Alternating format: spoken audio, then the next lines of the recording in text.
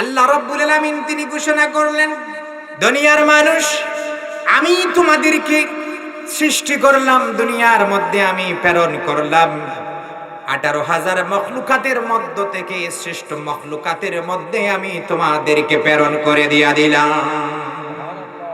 ওই রাব্বুল আলামিন ঘোষণা করলেন, ওয়া খালাকনাকুম আজওয়াজা, আমি তোমাদেরকে জোড়ায় জোড়ায় সৃষ্টি করলাম। রব্বুল আলামিন তিনি ঘোষণা করলেন, আমি তোমাদেরকে জোড়ায় জোড়ায় সৃষ্টি করলাম। সুবহানাল্লাহ। ওই রব্বুল আলামিন বললেন, আমি শুধু সৃষ্টি করে শেষ করি নাই, বান্দা একটু নিজের দেহের দিকে তাকাও, আকৃতির দিকে তাকাও, এমন ভাবে তোমাকে আমি সৃষ্টি করলাম। সেই রব্বুল আলামিন তিনি ঘোষণা করলেন, লাকাদ খালাকনাল ইনসানা ফি আহসানি তাকওয়িম। সুবহানাল্লাহ।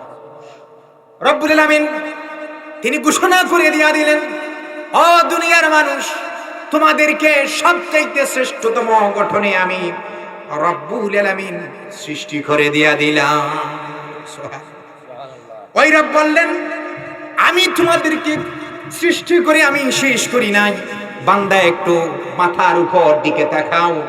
রব্বুল আলামিন তিনি ঘোষণা করলেন, ওয়া বানাইনা ফাওকাকুম সাবআন শিদাদা, একটু আকাশের দিকে তাকাও, আমি মজবুত ভাবে সপ্ত আকাশ আমি নির্মাণ করে রাখলাম। ওই রব বললেন, ওয়া বানাইনা ফাওকাকুম সাবআন শিদাদা, আমি মজবুত আকাশ, একটা দুটি আকাশ নয়, সপ্ত আকাশ আমি মজবুত করে নির্মাণ করে রাখলাম। সুবহান আকাশ। পৃথিবী সৃষ্টি লগ্ন থেকে এখন পর্যন্ত অনেক গবেষক বৈজ্ঞানিকরা বিভিন্ন কিছু নিয়ে তারা গবেষণা করে। বর্তমানে তো দেখা যায় চাঁদের দেশে পর্যন্ত বাড়ি বানাচ্ছে, বৈজ্ঞানিকরা চাঁদের দেশে পর্যন্ত রকেটে যাচ্ছে। জুড়ে বলেন ঠিক না? কিন্তু এই দুনিয়ার মধ্যে এমন কোন বিজ্ঞানী নাই যারা রিসার্চ করবে আকাশ কোথায় থেকে শুরু হলো, কোথায় থেকে শেষ হলো।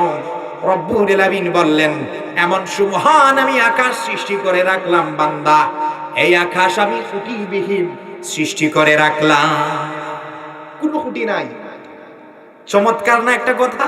ওই যে আপনারা আজকের এই ওয়াজ মাহফিলের প্যান্ডেল আপনারা এখানে সুন্দর করে নির্মাণ করেছেন, কিন্তু খুঁটি ছাড়া এটা নির্মাণ করা যাবে না। আমার কথা বোঝা যায়? খুঁটি ছাড়া নির্মাণ করা যাবে না। একটা ঘর আপনি নির্মাণ করলেন, এই ঘরের মধ্যে খুঁটি দেয়া লাগে কি লাগে না? বলেন লাগে। রব্বুল আলামিন বললেন, বান্দা, ফাবি আইয়ি আলা রাব্বিকুমা তুকাজ্জিবান, তুমি আমার কোন কোন নিয়ামতকে তুমি অস্বীকার করবা? একটু দেখো, আমি আকাশ সৃষ্টি করেছি, কোনো খুঁটি নাই, সুবহান আকাশ, যার কোনো শেষও নাই আর শুরুও নাই। সুবহানাল্লাহ। রব্বুল আলামিন বললেন, বান্দা, সপ্ত আকাশ সৃষ্টি করে আমি শেষ করি নাই, বান্দারা রে, ওই জমিনটাও আমি সৃষ্টি করলাম। ওই জমিনটা যেন নড়াচড়া না করতে পারে, এর জন্য জমিনের মধ্যে প্রেরক হিসাবে আমি কি গেড়ে রাখলাম? একটু যদি কোরআনের দিকে তাকান, রব্বুল আলামিন তিনি ঘোষণা করলেন, ওয়াল জিবালা আওতাদা। সুবহানাল্লাহ। তিনি বললেন, আমি জমিনের উপরে প্রেরক হিসাবে, খুঁটি হিসাবে পাহাড় টুকুনকে আমি নির্মাণ করে রাখলাম। সুবহানাল্লাহ। এটাও মনে হয় পাহাড়ের উপরে আজকের এই প্রোগ্রাম না? আসতে দেখেছি পাহাড় আর পাহাড়। রব্বুল আলামিন বললেন, বান্দা, জমিন যেন নড়াচড়া না করে। জমিন কি নড়াচড়া করে? কি করে না বলেন? করে। ওই যে মাঝে মধ্যে ভূমিকম্প দেয়, এটাকে কি বলেন আপনারা? ভূমিকম্প। আল্লাহ বললেন, ওয়াল জিবালা আওতাদা, আমি পাহাড় টুকুনকে নির্মাণ করে খুঁটি হিসাবে, প্রেরক হিসাবে গড়ে রাখলাম। সুবহানাল্লাহ।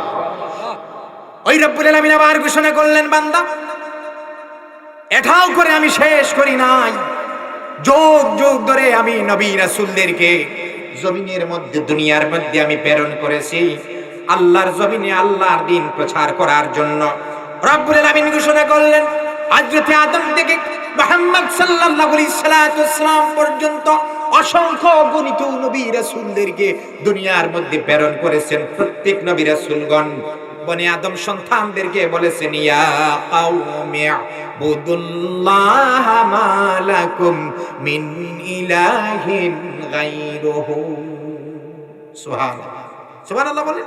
সুবহানাল্লাহ। রব্বুল আলামিন বললেন, বান্দা শুধু সপ্ত আকাশ জমিন সৃষ্টি করে শেষ করি নাই, আমি নবীদেরকে রাসূলদেরকে প্রেরণ করেছি, তাদের উপর আসমানি গ্রন্থ দিয়েছি, কিতাব দিয়েছি, এর থেকে মানুষদেরকে দ্বীনের পথে ডাকবে, আহ্বান করবে। সুবহানাল্লাহ। রব্বুল আলামিন আবার ঘোষণা করলেন, হে দুনিয়ার মানুষ, দিনে দুপুরে তুমি কি করবা? জীবিকা অর্জন করবা, তুমি কাজ করবা, হালাল রুজি তুমি ইনকাম করবা। আমি রব্বুল আলামিন সুদকে হারাম করেছি, আর ব্যবসাটাকে আমি হালাল করে দিয়া দিলাম। রব্বুল আলামিন তিনি ঘোষণা করলেন, ওয়া জাআলনান নাহারা মাআশা, আমি দিনগুলোকে জীবিকা অর্জনের জন্য আলোক উজ্জ্বল করে আমি বানিয়েছি। সুবহানাল্লাহ। দিনের মধ্যে আলো থাকে না বলে, আলো থাকে কি থাকে না? সূর্যের আলো। রব্বুল আলামিন কোরআনুল কারীমের মধ্যে বললেন, এই দিনটাকে আমি জীবিকা অর্জনের জন্য একটা দিন বানালাম। রব্বুল আলামিন বললেন, আমি একটা লাইট দিয়ে দিলাম, দিন ফর্সা, যত দূর পর্যন্ত বান্দার চোখ যা দেখতে পায়, এখান থেকে উপার্জন করবে, কাজ করবে। তিনি সুদকে কি করলেন বলেন? হালাল করলেন না হারাম করলেন? সুদকে কি করলেন? হারাম করেছেন। আর ব্যবসাকে কি করেছেন? হালাল করেছেন। রব্বুল আলামিন বললেন, আবার দুনিয়ার মানুষ শোনো, সারাটা দিন তুমি কাজ করলা, তুমি ক্লান্ত হয়ে পড়লা, তুমি ক্লান্ত হয়ে শেষ না, তোমার তো একটা রেস্টের দরকার আছে না নাই বলেন? সারাটা দিন কাজ করলে শরীর তো এমনিতেই দুর্বলতা দেখা দেয়, দেখে দেয় না? দেয়। রব্বুল আলামিন তিনি ঘোষণা করলেন, ওয়া জাআলনা নাওমাকুম সুবাতা, তোমাদের ঘুমকে আমি শান্তির উপকরণ বানিয়েছি। সুবহানাল্লাহ। আল্লাহ বললেন, আমি রাত দান করলাম বান্দা, ওই রাতে তুমি ঘুমাবা, একটু রেস্ট নিবা। সারাটা দিন কাজ করলা, ক্লান্ত হলা, একটা রাতে একটা ঘুম দিলা, সকালবেলা ফ্রেশ হলা, আজান হলো, রব্বুল আলামিন বললেন, আমি সালাত ফরজ করেছি বান্দা, তুমি নামাজ পড়বা, দিন শুরু করবা, পরবর্তীতে মাঠে ময়দানে কাজে নেমে পড়বে। সুবহানাল্লাহ। কথাটুকু বুঝতে পারছেন আমার? ওই রব্বুল আলামিন আবার বললেন, দুনিয়ার মানুষ, আমি তোমাকে স্বাধীনতা দান করলাম, এমন স্বাধীনতা তোমাকে আমি দান করলাম, বান্দা তুমি ইচ্ছা করলে গুনাহ করতে পারবা, ইচ্ছা করলে সুদে টাকা দিতে পারবা, ইচ্ছা করলে অপর ভাইয়ের সম্পদগুলা তুমি লুণ্ঠন করতে পারবা, তুমি ইচ্ছা করলে অন্যায়কে ন্যায় করতে পারবা, ইচ্ছা করলে ন্যায়কে অন্যায় করতে পারবা, এলাকার মধ্যে নিরীহ মানুষের উপর ইচ্ছা করলে তুমি জুলুম করতে পারবা। স্বাধীনতা দিয়েছেন কে? ওই রব বললেন, আমি এমন স্বাধীনতা বান্দা তোমাকে দান করলাম, বামপন্থীদের একটা রাস্তা দিয়ে দিলাম, ওই রাস্তার শেষ সীমানা গন্তব্য হলো ফি নারি জাহান্নাম। জাহান্নাম কি কেউ দেখেছেন? দেখেন নাই? জাহান্নাম এমন উত্তপ্ত আগুন, দুনিয়ার আগুন, কি আগুন! আল্লাহ বললেন, বামপন্থীদের সাথে চলবা, তোমাকে স্বাধীনতা দিলাম, গুনাহ করতে পারবা, জিনা করতে পারবা, অন্যায় যা আছে তুমি সব করতে পারবা বান্দা, কিন্তু শেষ ঠিকানা কোথায় হবে বলে? জাহান্নাম। ওই রব আবার বললেন, বান্দা তোমাকে আমি প্রেরণ করলাম, তুমি ইচ্ছা করলে ভালো ভালো কাজ করতে পারবা। মুয়াজ্জিন সাহেব যখন বলেন হাইয়া আলাস সালাহ, আপনি প্রশ্ন করতে পারেন কিসের জন্য আপনি আমাকে ডাকেন? পরবর্তী উত্তরে মুয়াজ্জিন সাহেব বলেন, পরবর্তী বাক্যে, হাইয়া আলাল ফালাহ, তুমি কল্যাণের জন্য এসো। ওই রব বললেন, বান্দা তুমি ইচ্ছা করলে ভালো কাজ করতে পারবা। রব্বুল আলামিন তিনি যা আদেশ করেছেন, রাসূল যা আদেশ করেছেন, তা মেনে চলতে পারবা। যুবক ভাইরা রে আমার, তুমি ইচ্ছা করলে সমাজটাকে তুমি সুন্দর করে নির্মাণ করতে পারো, তুমি ইচ্ছা করলে তোমার জীবনটাকে তুমি নিজে পরিবর্তন করতে পারো। যুবক কি না পারে? যে যুবক ভাঙতে পারে ওই যুবক আবার ভাঙার উপর গড়তেও পারে। জুড়ে বলেন ঠিক কিনা? আজকের এই বথাউরের মাহফিল থেকে সিদ্ধান্ত নেন, জীবনে যতটুকু গুনাহ করেছি সব আমি ছেড়ে দিলাম। আজান হয়ে মসজিদে যাই না, হুজুর আজ থেকে আমি মসজিদে যাব। সামনে রমজানের মাস আসছে, রব্বুল আলামিন রোজা ফরজ করেছেন, একটাও রোজা ছাড়বো না। প্রত্যেকটা রোজা আমার রবকে খুশি করার জন্য আমরা রাখবো। জুড়ে বলেন ঠিক কিনা? বান্দা আপনি চাইলে কি না পারেন? আজান হয়েছে, শয়তান তো আপনার সাথে আছে। আপনি যদি নফসের সাথে যদি যুদ্ধ করেন না, আজান হয়েছে, হয়তো আমার শরীরে একটু সমস্যা, আমি গোসল করতে হবে, বান্দা গোসল করো। তারপরেও আজানের উত্তর তুমি মসজিদের মধ্যে গিয়ে দেওয়া। তুমি চাইলেও মিথ্যা কথা ছাড়তে পারো বান্দা, কিন্তু এমন একটা দিন তোমার আসবে যেদিন সাদা কাপড়ে তোমাকে প্যাকেট করা হবে। ওই বাতাওয়ারা মসজিদের মাইকে তোমার নাম ধরে ধরে অ্যানাউন্স করা হবে। বান্দা করা হয় না আপনাদের এই মাইকে? কি তোমার আগে অ্যানাউন্স করা হয়?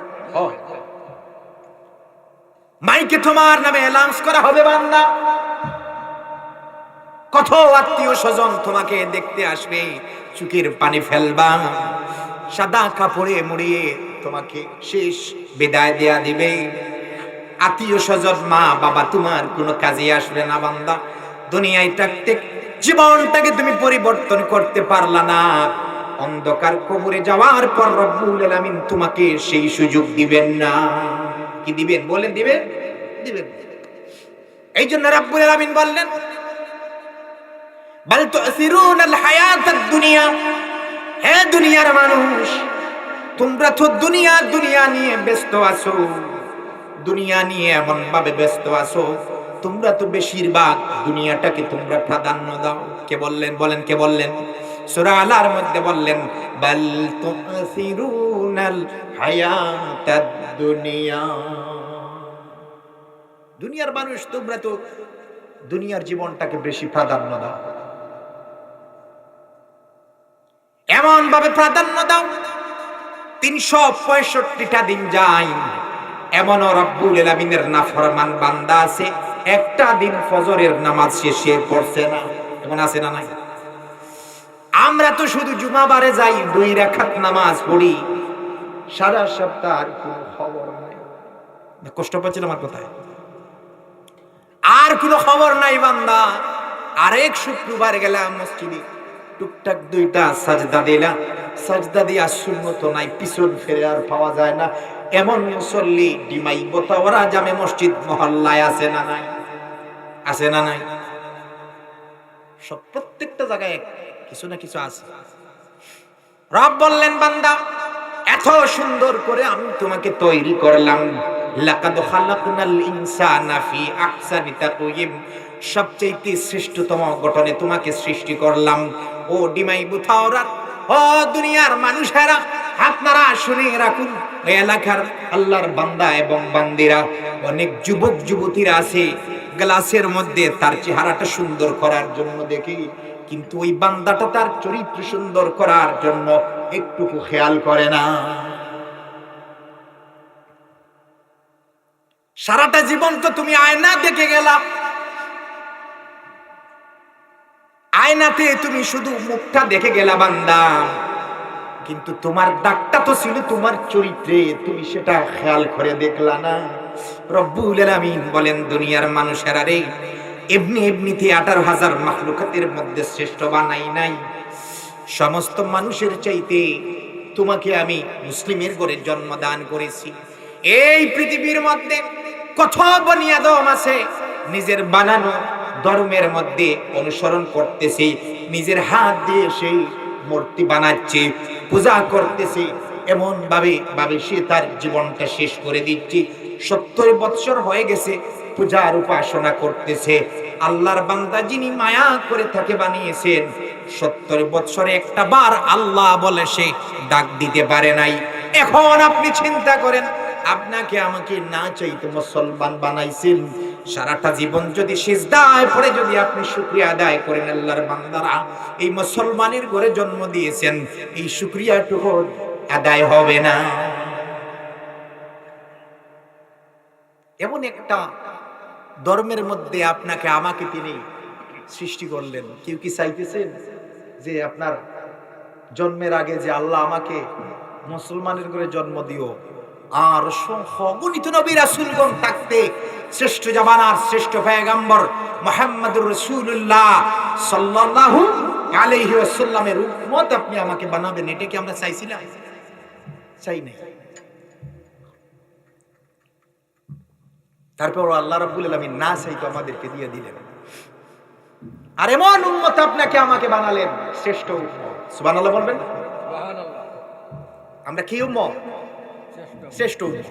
একজন রাসূল পেয়েছি, একজন রাসূল পেয়েছি, যে রাসূল হলেন শ্রেষ্ঠ। সুবহানাল্লাহ বলবেন।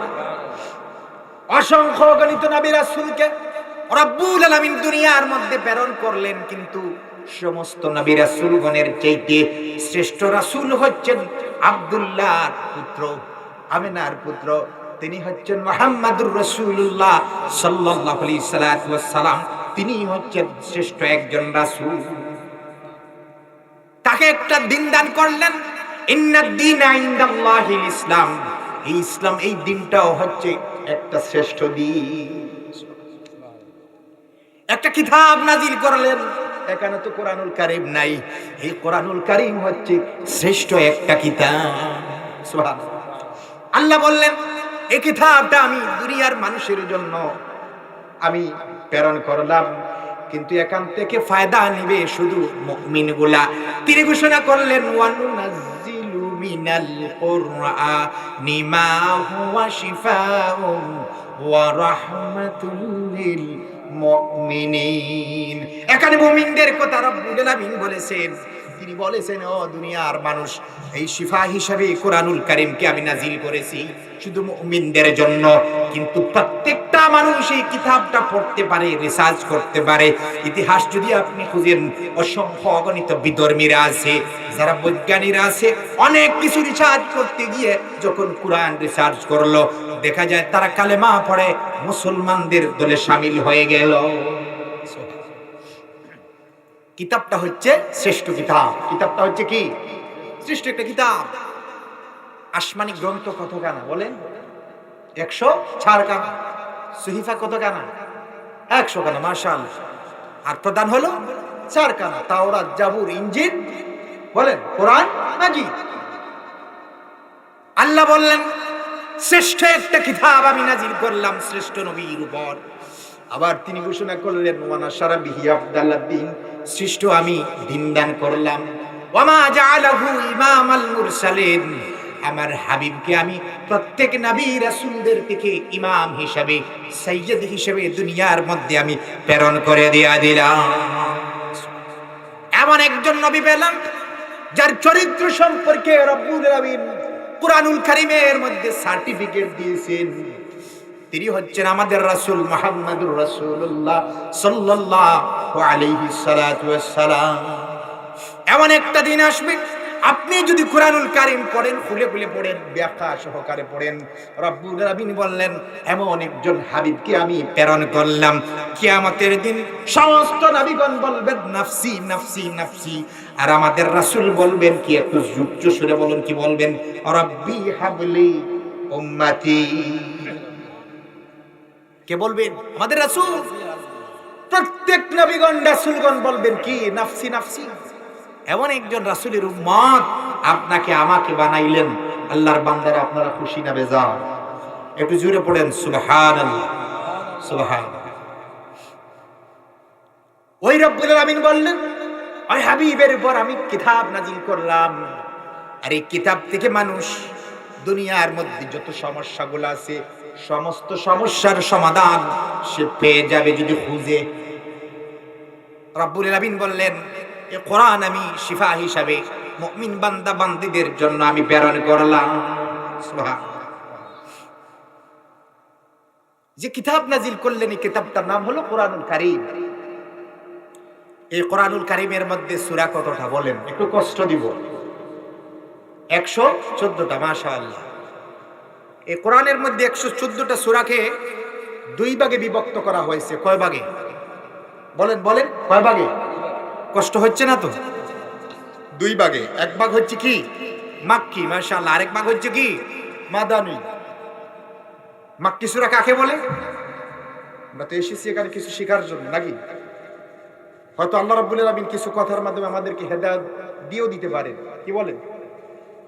কোরআনুল কারীমের মধ্যে সূরা হলো 114টি। আর এই 114টা সূরাকে কয় ভাগে বিভক্ত করা হয়েছে? দুই ভাগে। এক ভাগ হচ্ছে মাক্কি, আর এক ভাগ মাদানী। মাক্কি সূরা কাকে বলা হয়? আল্লাহ রাসূল সাল্লাল্লাহু আলাইহি সাল্লাম মক্কা থাকা অবস্থায় যে সূরাগুলা জিবরিল আমিনের মাধ্যমে, ওহীর মাধ্যমে তার হাবিবের উপর নাজিল করেছেন, প্রেরণ করেছেন, ওই সূরাগুলা হলো মাক্কি সূরা। সুবহানাল্লাহ। আমরা জানতে পারলাম তো মাক্কি সূরা কাকে বলে? জানতে পারলাম। মাদানী সূরা কাকে বলা হয়? মদিনাতে আল্লাহর রাসূল যখন হিজরত করে গেলেন, এমনি এমনিতে গেছেন না তো, হিজরত করে গেছেন। আবু জেহেল, উতবা, সায়বা, ওয়ালিদ ইবনে মুগিরা এমন জ্বালাতন জ্বালিয়েছে আল্লাহ রাসূলকে, দিন প্রচার করতে পারতেছেন। মক্কা থেকে রাতের গভীরে আবু বকরকে সাথে নিয়ে জন্মভূমি, মাতৃভূমি ছেড়ে তিনি কোথায় গেলেন? মদিনাতে হিজরত করলেন। আল্লাহ রাসূলের চোখ থেকে দর দর করে পানি পড়তেছে। পড়ার তো কথা স্বাভাবিক। আপনার জন্মের বাড়ি, জন্মের দেশ ছেড়ে যদি কেউ আপনাকে তাড়িয়ে দেয়, মনে আর আনন্দ থাকবে না? বেদনা থাকবে, কষ্ট থাকবে। কি থাকবে? কষ্ট থাকবে। আল্লাহ রাসূল মদিনাতে গেলেন। মদিনাতে যাওয়ার পর রব্বুল আলামিন জিবরিল আমিনের মাধ্যমে, ওহীর মাধ্যমে যেই সূরাগুলা নাজিল করেছেন তার হাবিবের উপর, সেই সূরাগুলা হলো মাদানী সূরা। সমস্ত ফেরেশতাদের চাইতে একজন ফেরেশতা হচ্ছেন শ্রেষ্ঠ। সেই শ্রেষ্ঠ ফেরেশতার নাম হচ্ছে জিবরিল আমিন। কেননা তিনি মুহাম্মদ সাল্লাল্লাহু আলাইহি সাল্লামের কাছে বেশিরভাগ তিনি যাতায়াত করতেন। সুবহানাল্লাহ। বেশিরভাগ যাতায়াত করার কারণে তিনি হয়ে গেলেন শ্রেষ্ঠ একজন ফেরেশতা। আমরা হলাম শ্রেষ্ঠ উম্মত, আমরা পেলাম শ্রেষ্ঠ কিতাব, আমরা পেলাম শ্রেষ্ঠ একজন নবী। সুবহানাল্লাহ, সুবহানাল্লাহ। রব্বুল আলামিন 114টা তিনি সূরা নাজিল করলেন কোরআনুল কারীমের মধ্যে। এটা নাজিল করে দুনিয়ার মানুষদেরকে দেখিয়ে দিলেন, দুনিয়ার মানুষ এটা দেখো, এটা পড়ো, ব্যাখ্যা সহকারে দেখো। পৃথিবীর মধ্যে এমন কোন বিষয় না নাই আমি কোরআনুল কারীমের মধ্যে আমি দেই নাই, এমন কোন সমস্যা নাই যার সমাধান আমি কোরআনুল কারীমের মধ্যে দেই নাই। এই 114টা সূরার মধ্যে আমি যে সূরাটা তেলাওয়াত করেছি দুইটা আয়াত। কটা আয়াত? দুইটা আয়াত। এই সূরাটার নাম কে বলতে পারেন? নামটা কি? আমি বলেছিলাম ক্বাদ আফলাহাল মুমিনুন আল্লাযীনা হুম ফি সালাতিহিম খাশিউন। সূরাটার নাম কি? সূরা মুমিনুন। একটু জোরে বলেন সূরাটার নাম কি? একটু জোরে বলেন সূরাটার নাম কি? মুমিনুন। মনে হয় আপনাদের কষ্ট হচ্ছে। এই সূরাটা হলো মাক্কি সূরা। সূরাটা কি? মাক্কি সূরা। আমরা কিন্তু এখন আমার আয়াতের তেলাওয়াতকৃত আয়াতের সরাসরি আলোচনার মধ্যে ঢুকে গেছি। এই সূরাটার নাম কি? সূরা মুমিন। সূরাটা হলো মাক্কি সূরা। অর্থাৎ আল্লাহর রাসূল মক্কায় থাকা অবস্থায় এই সূরাটা নাজিল হয়েছে। এই সূরাটার মধ্যে আয়াতের সংখ্যা হলো 118টা, আর রুকুর সংখ্যা হলো 6টা। বলেন তো আয়াতের সংখ্যা কয়টা? 118, আর রুকু হলো 106। মাশাআল্লাহ। রব্বুল আলামিন তিনি এই সূরার মধ্যে প্রথমেই তিনি বলে ফেললেন ক্বাদ আফলাহাল মুমিনুন, মুমিনরা সফলকাম হয়ে গেছে। সুবহানাল্লাহ। মুমিনরা কি হয়েছে? সফলকাম হবে না হয়ে গেছে? হয়ে গেছে। তিনি তো বললেন ক্বাদ আফলাহাল মুমিনুন, মুমিনদের কথা। তিনি তো মুসলমানদের কথা বলেননি। তিনি তো বলতে পারতেন না ক্বাদ আফলাহাল মুসলিমুন? বলতে পারতেন কি পারতেন না? বলেন। পারতেন। রব্বুল আলামিন বলেই ফেললেন ক্বাদ আফলাহাল মুমিনুন, মুমিনরা সফল কাম হয়ে গেছে। মুমিন কারা? আমরা তো জানতে হবে মুমিন কারা। আমরা এখানে যারা আছি আমরা জন্মগতভাবে মুসলিম, অনেকে আছে ন মুসলিম, আল্লাহ হেদায়েত দান করেছেন, সে কালেমা পড়ে মুসলমান হয়েছে, কিন্তু আমরা তো জন্মগতভাবে মুসলিম, ঠিক কি না বলেন? আল্লাহ বললেন মুমিনরা সফল কাম হয়ে গেছে। মুমিনরা কেমন ভাবে সফল কাম হলো? রব্বুল আলামিন বললেন আমি মুমিনদের কি জন্য জান্নাতগুলো আমি তৈরি করে রাখলাম, নির্মাণ করে রাখলাম। ফাদখুলি ফি ইবাদি ওয়াদখুলি জান্নাতি। আল্লাহ রাব্বুল আলামিন আবার বললেন আমার বান্দাদের মধ্যে, আমার বান্দাদের মধ্যে অন্তর্ভুক্ত হয়ে যাও আর আমার জান্নাতে তোমরা প্রবেশ করো। সুবহানাল্লাহ। এখানে বললেন মুমিনদের কথা আর এখানে বললেন বান্দাদের কথা। আমার বান্দাদের মধ্যে শামিল হয়ে যাও আর জান্নাতে প্রবেশ করো। এই কথার দ্বারা বোঝা যায় আল্লাহ রাব্বুল আলামিন জান্নাত তৈরি করে রেখেছেন, আমরা বান্দাদের মধ্যে অন্তর্ভুক্ত হব, আমাদের মৃত্যু হবে আর সোজা আমরা জান্নাতে চলে যাব। কতটা এরকম? এরকম। তো মুমিন হতে হলে আপনার গুণ কি? আপনি মুমিন শুধু মুসলমান হলে মুমিন হওয়া যায় না। আল্লাহ রাব্বুল আলামিন বললেন আমি মুমিনদের জন্য একটা সূরা নাজিল করলাম, আর এর বিপরীতে একটা দল আছে তারা হলো কাফের। আল্লাহ রাব্বুল আলামিন বললেন আমি কাফেরদের জন্য একটা সূরা নাজিল করলাম। সূরাটার নাম কি বলেন তো? বলেন কুল ইয়া আইয়ুহাল কাফিরুন লা আ'বুদু মা তা'বুদুন। আল্লাহ রাব্বুল আলামিন বললেন ও দুনিয়ার মানুষ আমি মুমিনদের জন্য সূরা আমি নাজিল করে শেষ করে দেই নাই, আমি কাফিরদের জন্য একটা সূরা নাজিল করলাম। কাফিরদের জন্য সূরা নাজিল করে শেষ করি নাই। আরেকটা শ্রেণী আছে, নাম তার কি বলেন?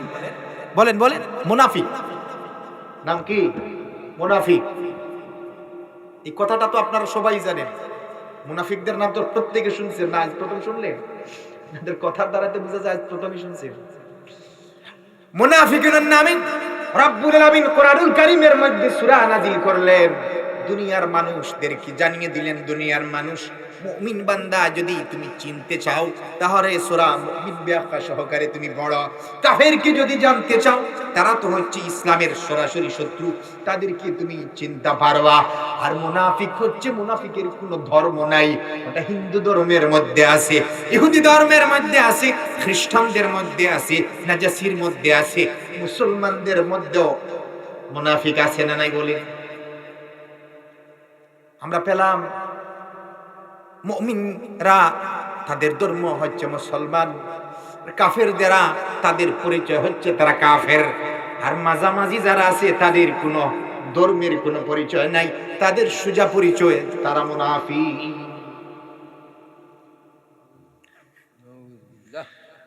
সুবহানাল্লাহ। কোন জায়গায় লাগবে একটু খেয়াল করে শুনবেন, যত সময় আলোচনা করবে একটু খেয়াল করে শুনবেন।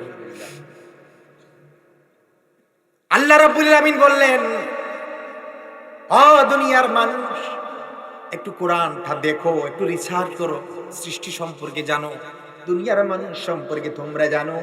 কিন্তু আমরা এমন এক আল্লাহর বান্দা, রমজান মাস আসলে কোরআনটা আমরা একটু বাইর করি, ঘরের মহিলারা আমরাও মিলে খতম দেই, আর বস্তুনি করে একটু আতর লাগিয়ে রমজান শেষ হয়ে যায় কোরআনটাও একটু থাড়িয়ার উপরে রেখে দেই, ঠিক কিনা বলেন?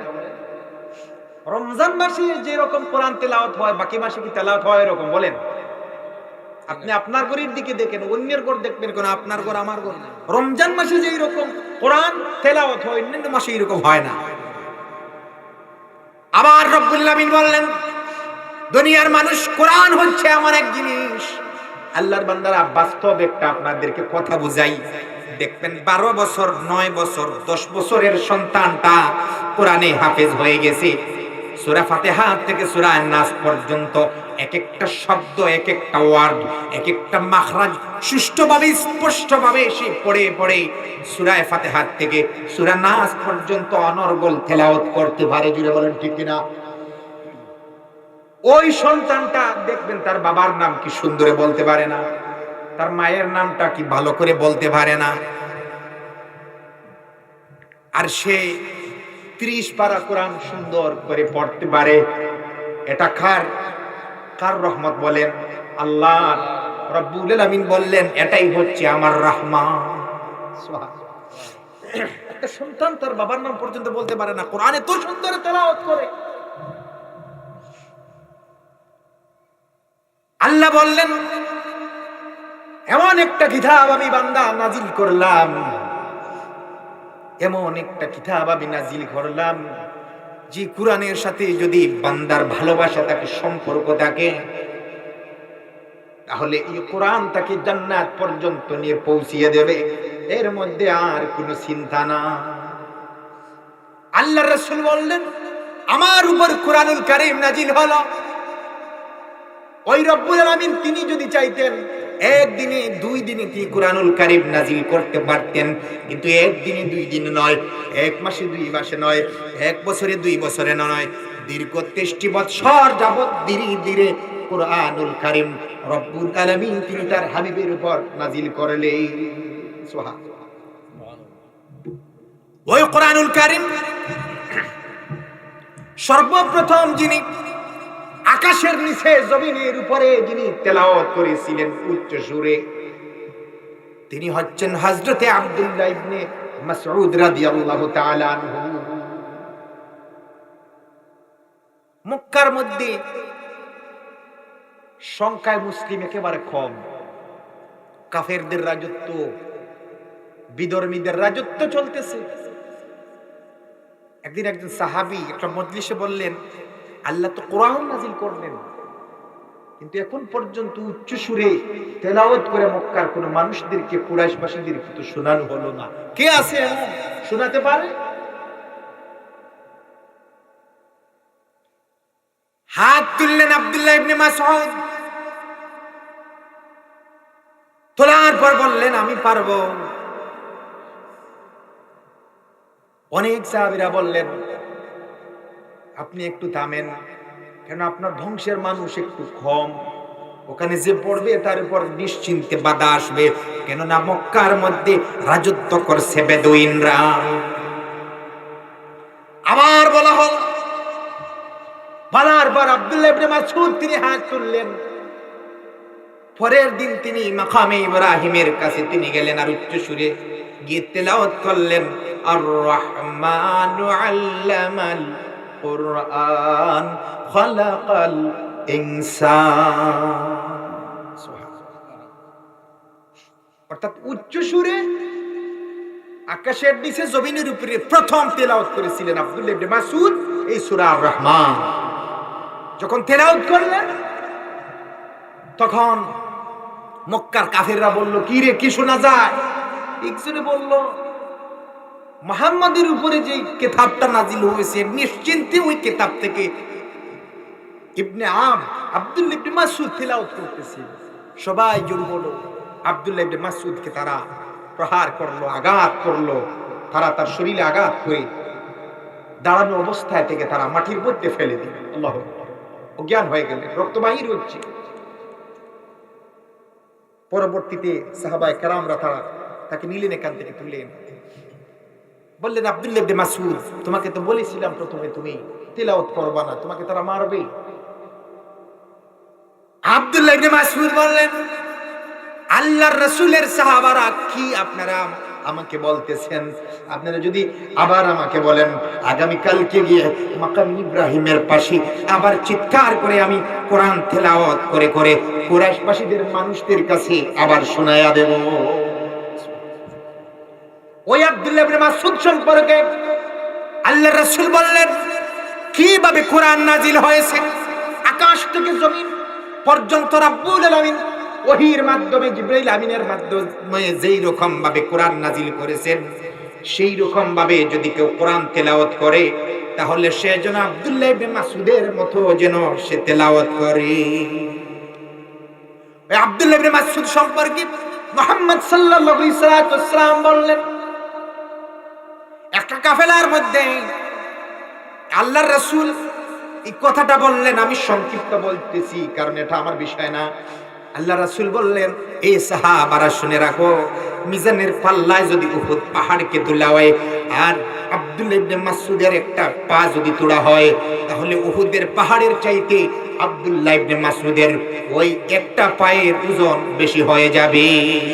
সুবহানাল্লাহ। উহুদের পাহাড়ের চাইতে আব্দুল্লাহ ইবনে মাসউদের একটা পায়ের গোড়ালির ওজন ভারী হয়ে যাবে। কথাটা আমি তো স্বাভাবিক বলিতেছি, এই কথাটার ওজন কতটুকু বুঝতেছেন? একটু চিন্তা করবেন, কত দূর পর্যন্ত গিয়ে পৌঁছে এই কথাটা। তো আল্লাহ রাব্বুল আলামিন বললেন, আমি বান্দার নামে, মুমিনদের নামে একটা কোরআন নাযিল করলাম। এই কোরআন হচ্ছে হেদায়েতের একটা বাণী। কত বিধর্মীরা এই কোরআন শুনে শুনে তারা মুসলমান হয়েছে। সুবহানাল্লাহ। হযরত ওমরও শুনেছিলেন, উনার বোন ফাতেমা আর ভগ্নপতি প্রহার করেছিলেন, আঘাত করেছিলেন, তোমরা বাপদাদার ধর্ম ছেড়ে গেলে। শরীর থেকে রক্ত বাহির হলো, বাহির হবার পর বোন বললেন, আপনি যত আঘাত করেন করেন, রক্ত বাহির হচ্ছে, ভাই তো রক্তের একটা সম্পর্ক আছে না নাই? মানে কষ্ট লাগলো, বললেন, কি যে একটু আগে আমি আসার আগে তেলাওয়াত করতেছি, এটা শোনাও আমাকে।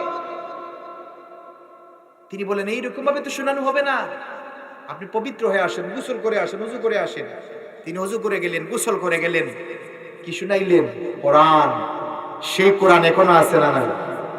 আমাদের প্রত্যেকের বাড়ি ঘরের মধ্যে যে কোরআন আছে, ওই কোরআন, এই কোরআন। রব্বুল আলামিন বললেন, বান্দা মুমিন কারা? যে মুমিন, যা মুসলমান, তার ঈমান আছে, প্রথম কাজও হলো সে সালাত আদায় করবে। কি করবে? সালাত আদায় করবে। সালাত হচ্ছে কি? as-salatu ইমাদুদ্দিন, দ্বীনের খুঁটি। সালাত কি? দ্বীনের খুঁটি। এই সামিয়ানাটা তো আমরা, আপনারা যে বানাইছেন, খুঁটি ছাড়া তো এটা থাকবে না। এইরকম ভাবে আপনার নামাজ নাই, ঈমানও নাই, শেষ।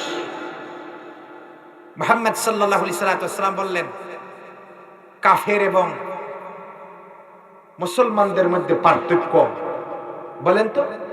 মুসলমান এবং কাফেরদের মধ্যে পার্থক্য কি?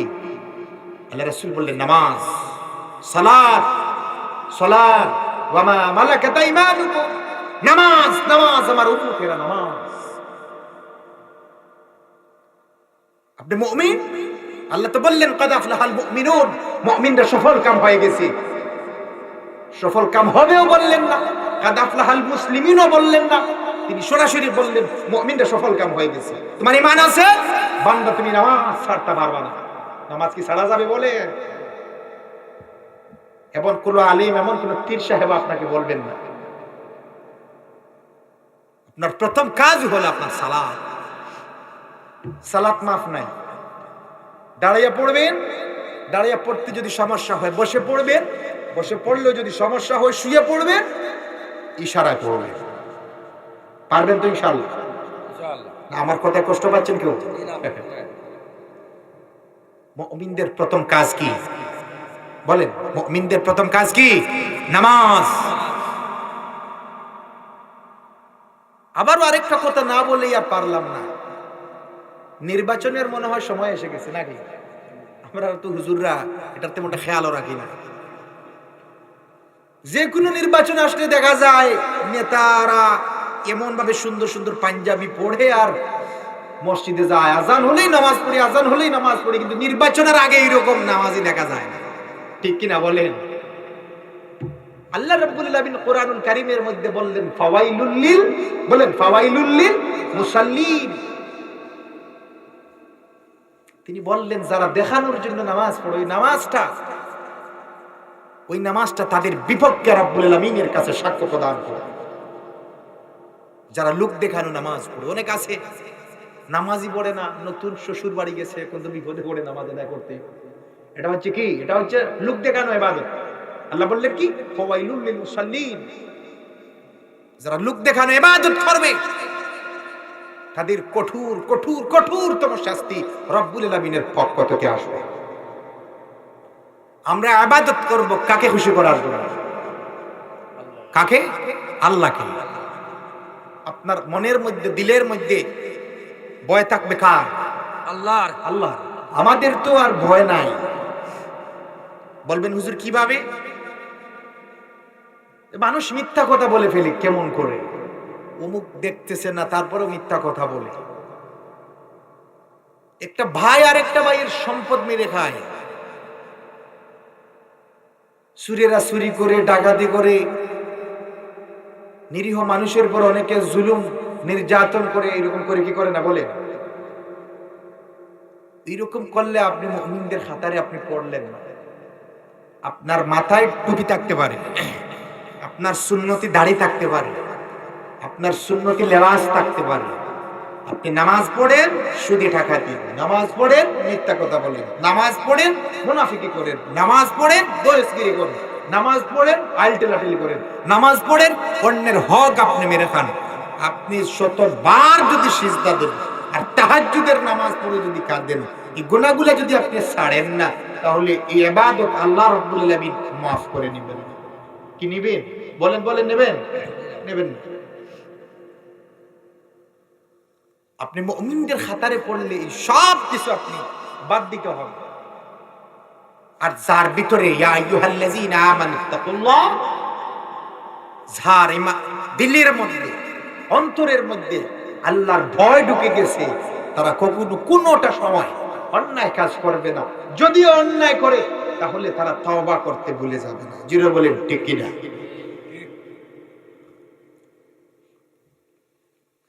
কেননা আল্লাহ রাব্বুল আলামিন বললেন, আমার বনি আদম সন্তানরা তারা গুনাহ করবে, অন্যায় করবে, কিন্তু তারা যখন তাওবা করবে, তিনি বললেন লা তাকনাতু মির রাহমাতিল্লাহ, বান্দারারে আমার রহমত থেকে নিরাশ হয়।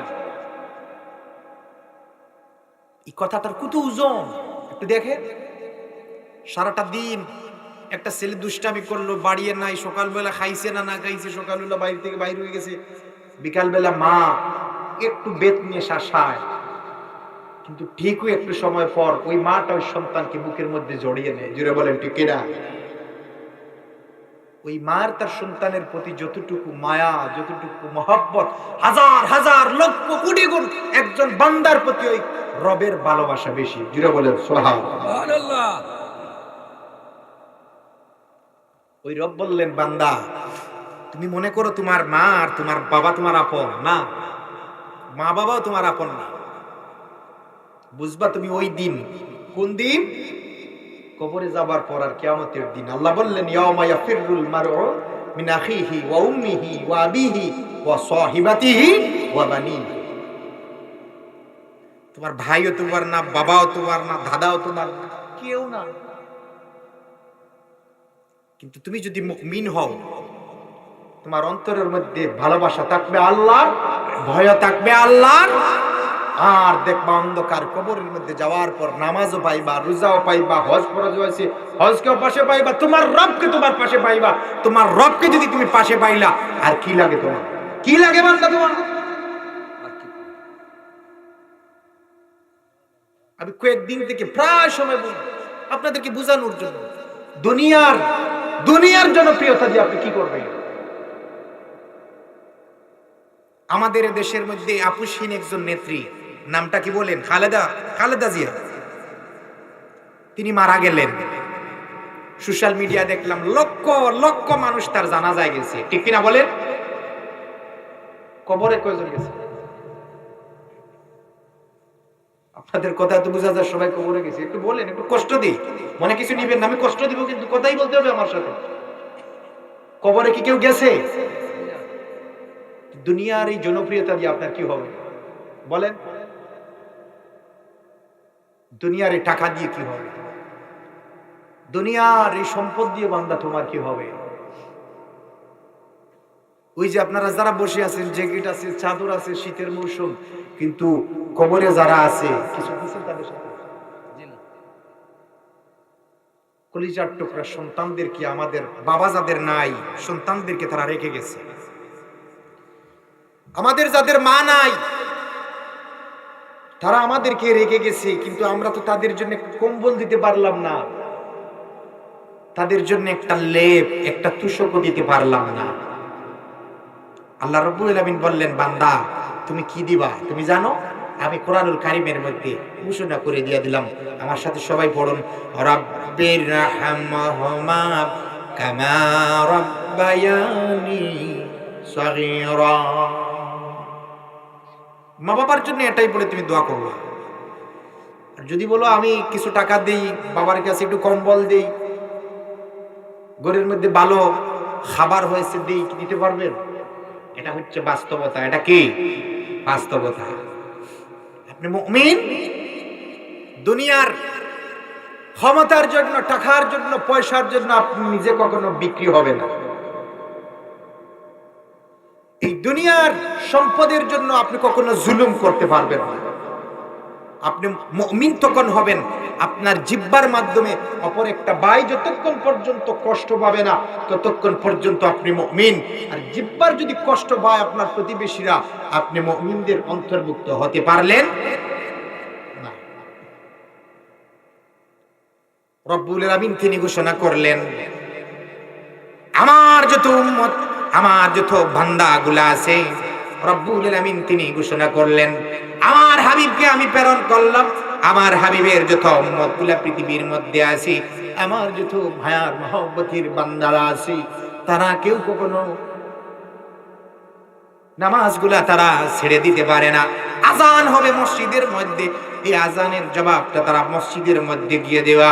রব্বুল আলামিন বললেন, কিয়ামতের দিন সবার আগে হিসাব নিব আমি সালাতে।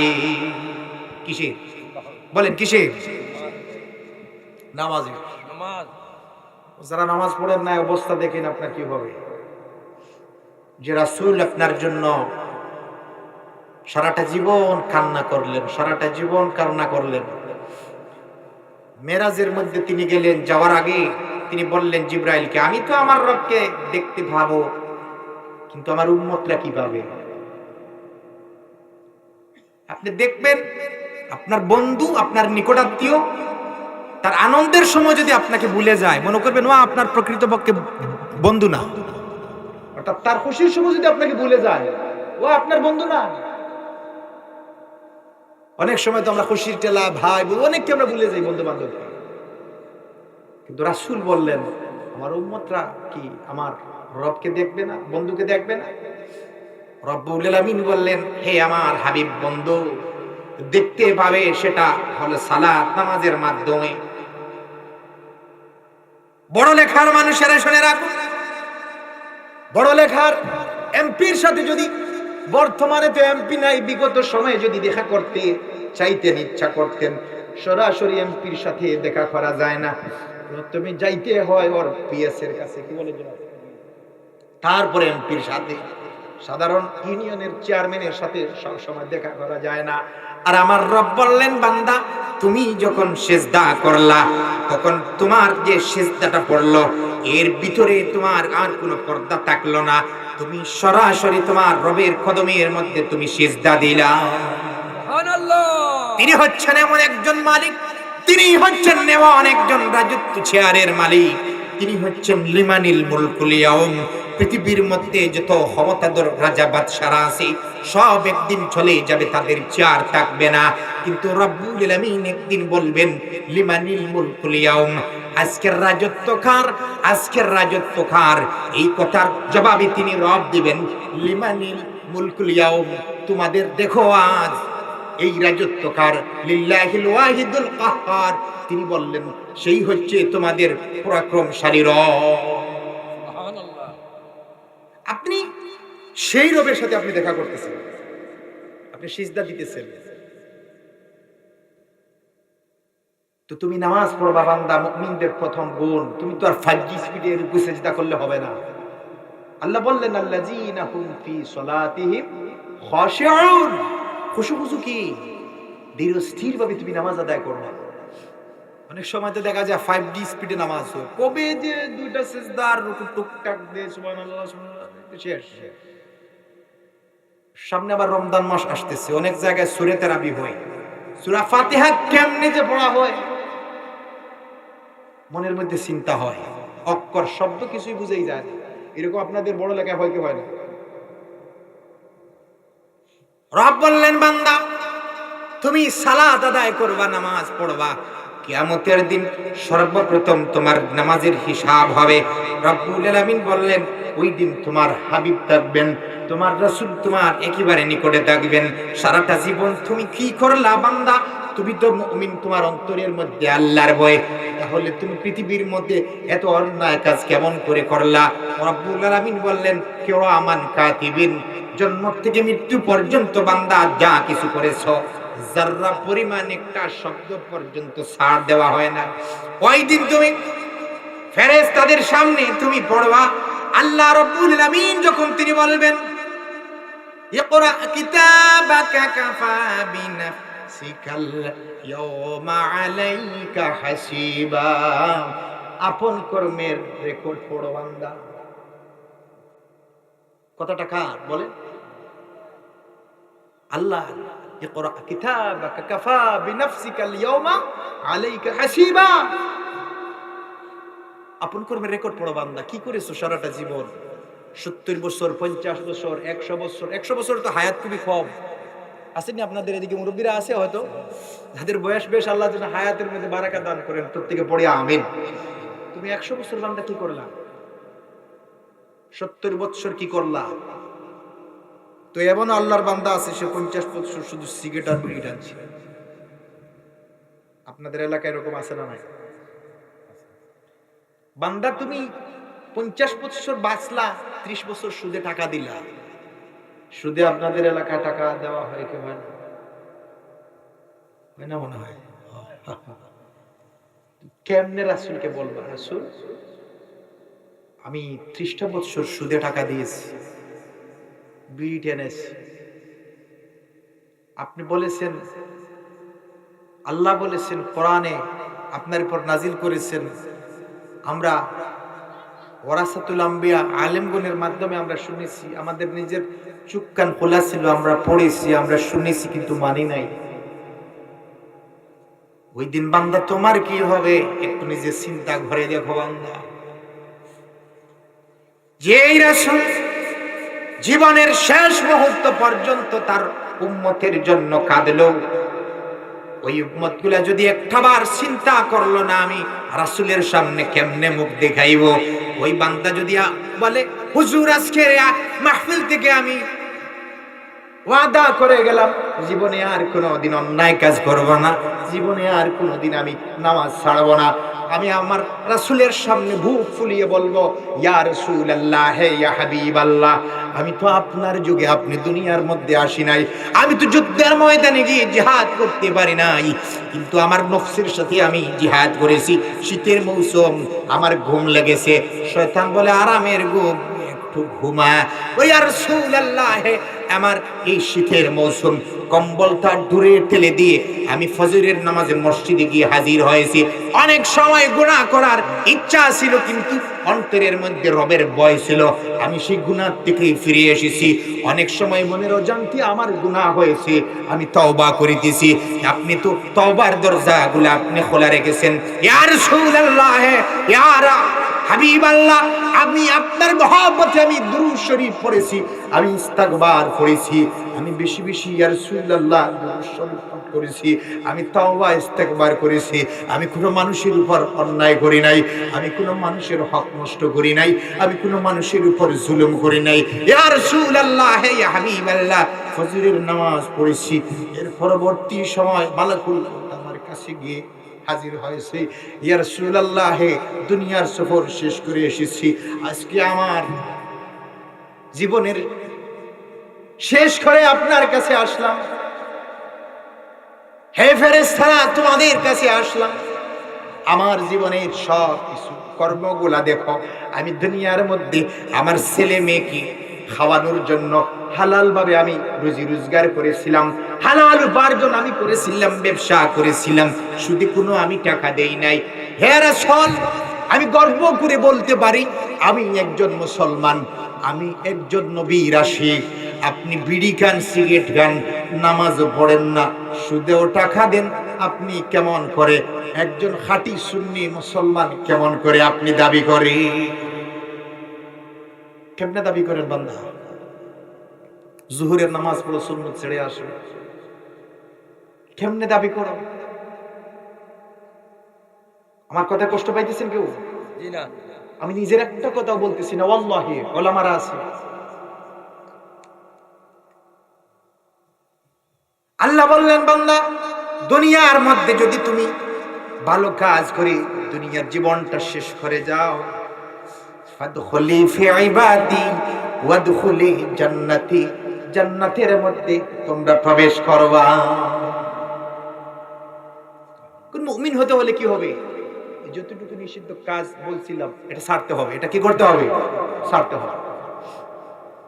আমার যুবক ভাইরা যারা আছো, তোমরাও তো খালেদ বিন ওয়ালিদের মতো হতে পারবা, তোমরা শহীদ শরীফ উসমান হাদির মতো হতে পারবা, তোমরা হযরতে আলীর মতো হতে পারবা।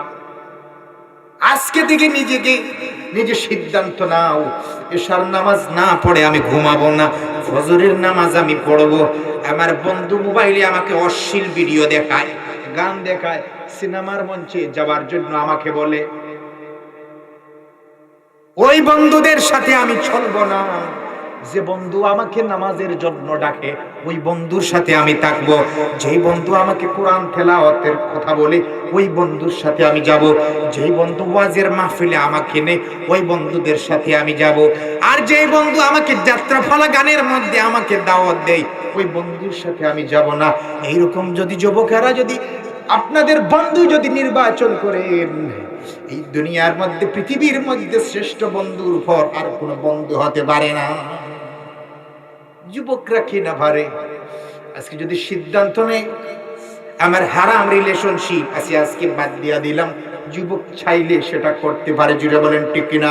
যুবক একটা ওয়াক্ত নামাজ পড়ে না, যুবক যদি এখন থেকে সিদ্ধান্ত নেয় আজ থেকে আমি নামাজ পড়বো, নামাজ ছাড়বো না, যুবক চাইলে এটা পারে কি পারে না? বলেন পারে।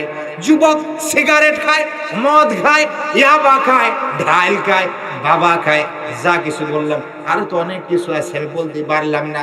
যুবক যদি আজকে থেকে আমি সব কিছু খাবো না, আজকে থেকে আমি চলবো ইহদিনাস সিরাতাল মুস্তাকিম, আমি যেই পথে চলবো আমার রাসূল খুশি হবেন ওই পথে আমি চলবো। যেই পথে আমার রাসূল খুশি হন, যেই পথে আমার রব খুশি হন ওই পথে চলবো। যুবক চাইলে এটা করতে পারে কি পারে না? বলেন পারে। একটা যুবকের কথা বলে যায়, মুমিন যদি হও নামাজ তো ছাড়বা না, টুকটাক শেষ দিলে খুব পড়লা আরে খুব পড়লা না, তুমি আর মুসলমান থাকলা না। কেননা মুসলমান আর কাফেরদের মধ্যে পার্থক্য হচ্ছে নামাজ। নামাজের কথা আল্লাহ বলেছেন না মোল্লা বলেছেন? বলেন কে বলেছেন? আল্লাহ বলে। নামাজে যাইতে পারো না। তোমাদের মতো কত যুবক ছিল যারা থর বাড়ি তারা চালিত। একজন যুবক মুসলমান হলেন মাত্র 8 মাস হল, নাম তার হযরতে সাদ সালামি রাদিয়াল্লাহু তাআলা আনহু। আল্লাহ রাসূলের কাছে একদিন আসলেন, আসার পর বললেন, ইয়া রাসূলুল্লাহ। আল্লাহ রাসূল যখন বললেন, হ্যাঁ সাদ সালামি কি হয়েছে, কান্না করতেছো কেন? বললেন, ইয়া রাসূলুল্লাহ, হে ইয়া হাবিবাল্লাহ, 8টি মাস হলো ইসলাম গ্রহণ করলাম। মদিনার অলিতে গলিতে বিবাহ করার জন্য আমি গেলাম, কিন্তু কেউ কারো মেয়ে আমার কাছে বিবাহ দেয় না। ইয়া রাসূলুল্লাহ, আমার টাকা নাই, পয়সা নাই, চেহারাটাও তেমনটা ভালো না, বসন্তের দাগ, বসন্তের গর্ত আমার চেহারার মধ্যে। যুবক একজন মানুষ, ইয়া রাসূলুল্লাহ, কান্না করতেছি এই জন্য। ইয়া রাসূলুল্লাহ, আপনার একটা সুন্নাহ আমি যদি পালন করতে পারি না, রব্বুল আলামিন হয়তো এর জন্য আমাকে জাহান্নামে দিতে পারেন, শাস্তি দিতে পারেন। এই একটা সুন্নাহ আমি পালন করতে পারতেছি না। আবার মনে রাখবেন, বিবাহ কারোর জন্য সুন্নত, কারোর জন্য ফরজ। ফরজ কারোর জন্য? মাঝে মধ্যে দেখা যায় একজনের বেড় ভাঙিয়ে অপরজনের দিকে প্রবেশ করে কি করে না? কথাটা বুঝতে পারছেন তো? বেড় ভেঙে অন্য কাছে প্রবেশ করলো, ওর জন্য কি বিবাহ করা কি ফরজ? সাদ সালামি বললেন, ইয়া রাসূলুল্লাহ, এই জন্য আমি কান্না করতেছি। আল্লাহ রাসূল বললেন, সাদ রে, মদিনার সবচেয়ে ধনী ব্যক্তিটার নাম হলো আমর বিন ওয়াহাব। তার একটা মেয়ে আছে, মদিনার সবচেয়ে সুন্দরী একটা মেয়ে। এখন দেখেন আল্লাহ রাসূল কি বললেন, মদিনার সবচেয়ে সম্পদশালী একটা ব্যক্তি, তার মেয়েও হলো মদিনার সবচেয়ে প্রত্যেকটা মেয়ের থেকে সুন্দরী একটা মেয়ে। রাসূল বললেন, তুমি যাও আমর ইবনে ওয়াহাবের কাছে গিয়ে বলো, আমি রাসূল তার মেয়ের সাথে তোমাকে বিবাহ দিয়ে দিয়েছি। সুবহানাল্লাহ বলবেন না? সুবহানাল্লাহ। তিনি চলে গেলেন সাদ সালামির কাছে। যাওয়ার পর আমর বিন ওয়াহাবের কাছে সাদ সালামি বললেন যে, আল্লাহর রাসূল আপনার মেয়ের সাথে বিবাহের প্রস্তাব আমাকে পাঠিয়েছে। আমর বিন ওয়াহাব তো এমন রাগন্তি হলো, চেহারার দিকে চাওয়া যায় না। আমার মেয়ে মদিনার সবচেয়ে সুন্দরী একটা মেয়ে, ভালো ভালো ঘর থেকে সম্বন্ধ আসে, তোমার চেহারাও নাই, টাকা পয়সাও নাই, চেহারাটা উস্কো ফুস্কো, মুখের মধ্যে বসন্তের গর্ত, আমি আমার মেয়ে তোমার কাছে বিবাহ দেব। তিনি নাই করে দিলেন। ভালোবেসে বললেন না রাগন্তি হয়ে বললেন? রাগ করে বললেন। ঘর থেকে শুনতেছে আম্মে যে মুহাম্মদ সাল্লাল্লাহু আলাইহি সাল্লাম আমর বিন ওয়াহাবের মেয়ের বিবাহের সম্বন্ধ পাঠিয়েছেন, কিন্তু বাবা না করে দিয়েছে। সাদ সালামি চলে আসার পর মেয়েটা বাবাকে বলল, বাবা তোমার তো সাহস কম না, তুমি রাসূলের সম্বন্ধ তুমি ফিরিয়ে দিয়েছো, তোমার তো সাহস কম না বাবা। আল্লাহ রাসূল যেই ছেলের সাথে আমার বিবাহ ঠিক করেছেন, আমি আমর বিন ওয়াহাবের মেয়ে সেই ছেলেকে বিবাহ করব। দেখেন বাবা রাজি না, মেয়েটা রাজি হয়ে গেছে। এই জন্য বর্তমান সময়ে মেয়েরা আছে মুত্তাকি, পরহেজগার, বিভিন্ন জায়গায় তো যায়, দেখা যায়। ওই আজকেও দেখলাম হাত কাটো একটা গেঞ্জি, মহিলা হাতে একটা মোবাইল। পর্দা করা রব্বুল আলামিন কি করেছেন? ফরজ করেছেন। এখন বুঝেন আমর বিন ওয়াহাবের মেয়ে কোন লেভেলের একজন মেয়ে, কত সম্মানী একজন মেয়ে, কত মর্যাদাপূর্ণ একজন মেয়ে, যাকে দু জাহানের সরদার বিবাহ নিমন্ত্রণ তিনি পাঠিয়েছেন, সম্বন্ধ পাঠিয়েছেন। আমর বিন ওয়াহাব চলে আসলেন, বললেন, ইয়া রাসূলুল্লাহ, আমার ভুল হয়েছে, আমার মেয়ে বিবাহে রাজি, আমি সাদ সালামির সাথে আমার মেয়েটাকে আমি বিবাহ দিয়ে দেব। রাসূল বললেন, সাদ রে, এখন তো তোমার মোহরানা কিতাবের মধ্যে এসেছে 600 দিরহাম। অন্যান্য সাহাবীদেরকে বললেন, তোমরা তাকে সহযোগিতা করো। প্রত্যেক সাহাবীরা টাকা পয়সা দিয়ে দেখা গেল 600 দিরহাম থেকে আরো অনেক উঠেছে।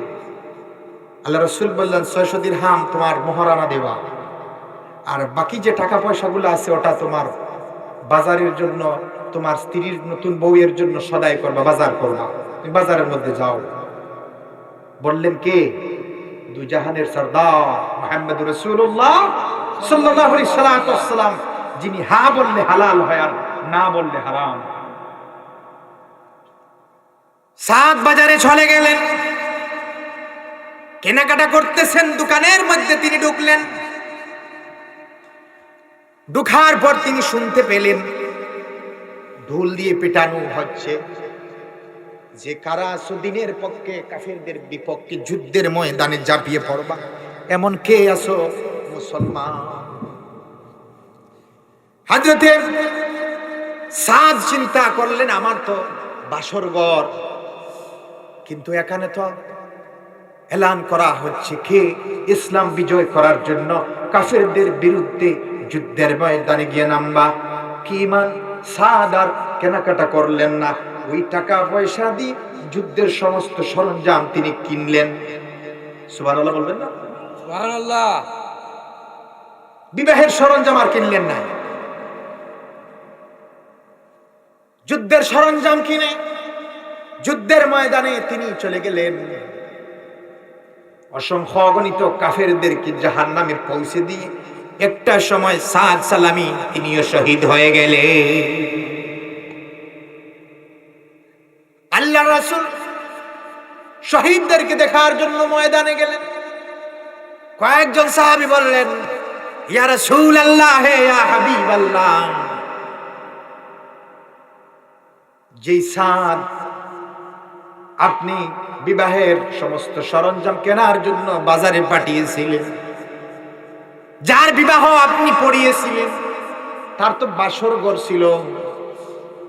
ইয়া রাসূলুল্লাহ, ওই সাদ তো যুদ্ধের ময়দানে এসে শহীদ হয়ে গেছে। রাসূল গেলেন, তার সামনে দেখলেন সাদ সালামের লোহার টুপিটা ভেঙে মগজ পর্যন্ত বের হয়ে গেছে। আল্লাহ রাসূল কাঁদলেন, চোখ থেকে পানি পড়ল। কি মনে করেন রাসূলের এক ফোঁটা চোখের পানি আকাশ জমিনের চাইতে 1000 কোটি গুণে চোখের পানির মূল্য বেশি। ওই রাসূল কাঁদতেছেন। সাদ সালামির অবস্থা দেখে লোহার টুপি ভেঙে মগজ বাহির হয়েছে। তিনি কাঁদলেন, আকাশের দিকে তাকাইলেন, নিচের দিকে চোখ নামাইলেন। কিতাবের মধ্যে এসেছে আল্লাহ রাসূলের সামনে একজন তোমাদের মতো যুবক একজন সাহাবী ছিলেন, নাম তার আবু লুবাবা। আবু লুবাবা বললেন, ইয়া রাসূলুল্লাহ, ইয়া হাবিবাল্লাহ, আল্লাহ রাসূল কেন চোখের পানি ফেলে? আল্লাহ রাসূল কেন আকাশের দিকে তাকায়? আল্লাহ রাসূল কেন আবার আকাশ থেকে নিচের দিকে চোখ নামায়? কিতাবের মধ্যে এসেছে আল্লাহ রাসূল বললেন, আবু লুবাবা রে,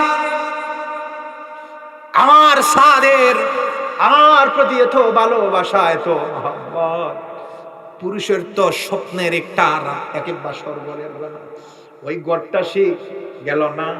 আমি রাসূলের মহব্বতে ভালোবাসায় দিন প্রতিষ্ঠার আন্দোলন করলো, কাফেরদের বিপক্ষে যুদ্ধের ময়দানে নামলো, নামার পর সে নিজে শহীদ হয়ে গেল।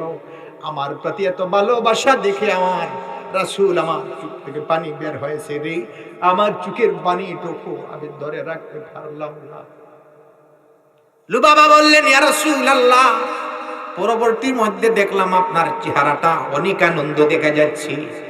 আল্লাহ রাসূল বললেন, আবু লুবাবা রে, আমি দেখলাম আকাশের দিকে তাকাইলাম, আল্লাহ রাব্বুল আলামিন আমার সাদের জন্য জান্নাতের মধ্যে একটা বালাখানা তিনি তৈরি করেছেন, রেডি করে দেখেছেন। এই তৈরি করা বালাখানা দেখে আমি রাসূল খুশি হয়ে গেলাম। আবু লুবাবা বললেন, যুবক মানুষ প্রশ্ন করতেছি কাকে? রাসূলকে। বললেন, ইয়া রাসূলুল্লাহ, আপনি চোখ দেখলাম তাড়াতাড়ি নিচে নামাইলেন কেন? রাসূল বললেন, আবু লুবাবা রে,